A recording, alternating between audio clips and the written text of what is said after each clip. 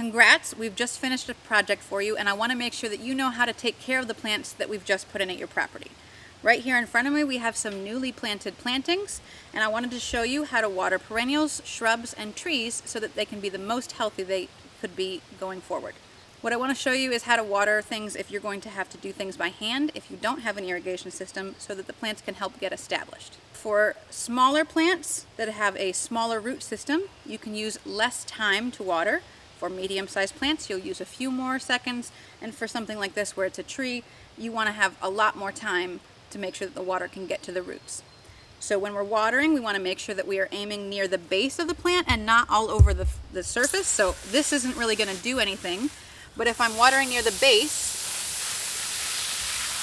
where the crown is, I can actually get the water closest to the roots. If I'm watering up here, that's not really going to do anything. So what I want to do is water near the base of the plants where the crown is. And I'm going to water for a few seconds per plant when I'm doing something small. If I'm doing something medium like a shrub, it's going to have a little larger root system. Again, I'm aiming at the base of the plant.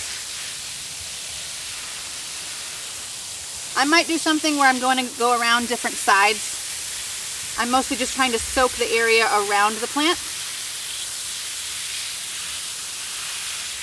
And this is a little bit longer, so this is probably about 20 seconds or so for this size plant. This is about a 3-gallon or a 5-gallon plant.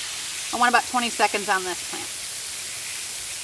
And then, if I'm going to be watering a tree, I'm going to do even longer. So sometimes we will have the hoses set on a very slow drip and walk away for 15 minutes, because that's honestly better for the tree. But if you think you might forget, this is totally fine. We're just going to stand here for a little longer and make sure the tree gets all the water it needs. So again, I'm going to be near the base. For me, I'm just soaking the mulch around it, because one of the things that mulch does for us when we water is can reduce temperature. Often when new beds are getting planted, we'll put fresh mulch.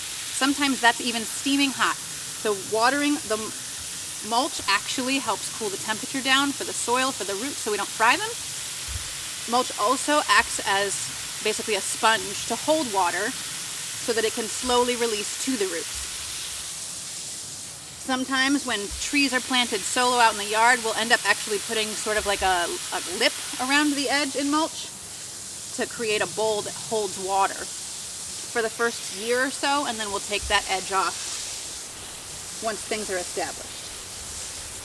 So in this moment, we're going to go probably about a minute for the tree. And then if I wanted to, I could do a little bit and then come back and hit it again, just because I want that slow soaking of the water into the root system.